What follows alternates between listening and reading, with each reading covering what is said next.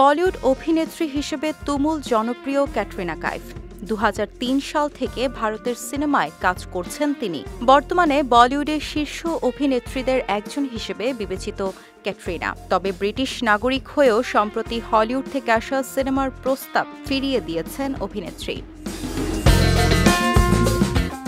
এ প্রসঙ্গে মার্কিন সংবাদ মাধ্যম ভ্যারাইটিকে দেয়া এক সাক্ষাৎকারে অভিনেত্রী জানান, কয়েকদিন আগে মার্কিন মুলুক থেকে একটি সিনেমার প্রস্তাব পেয়েছেন তিনি, কিন্তু সামগ্রিক পরিস্থিতি বিবেচনা করে সেই প্রজেক্টটি ফিরিয়ে দিয়েছেন অভিনেত্রী। যদিও ছবিটির নাম, নির্মাতা কিছুই প্রকাশ করেননি ক্যাটরিনা।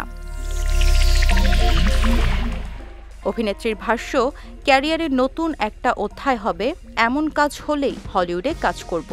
সিনে ক্যারিয়ারের ২ দশক পেরিয়ে বুঝে শুনেই কাজ করতে চান ক্যাটরিনা। দর্শকের পছন্দ এবং নিজের আত্মিক সন্তুষ্টি দুটো বিষয়ের সমন্বয় বজায় রাখতে চান তিনি।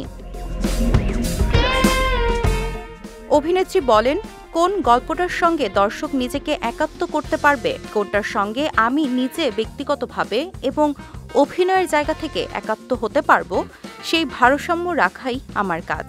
যে কাজটি আমাকে এগিয়ে নেবে, মানসিক সন্তুষ্টি দেবে, সেরকম কাজই এখন দর্শকদের উপহার দিতে চাই।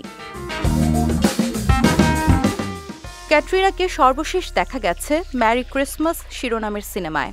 শ্রীরাম রাঘবন নির্মিত এই ছবিতে তার সঙ্গে অভিনয় করেছেন দক্ষিণী অভিনেতা বিজয় সেতুপতি। চলতি বছরের ১২ জানুয়ারি মুক্তি পায় সিনেমাটি।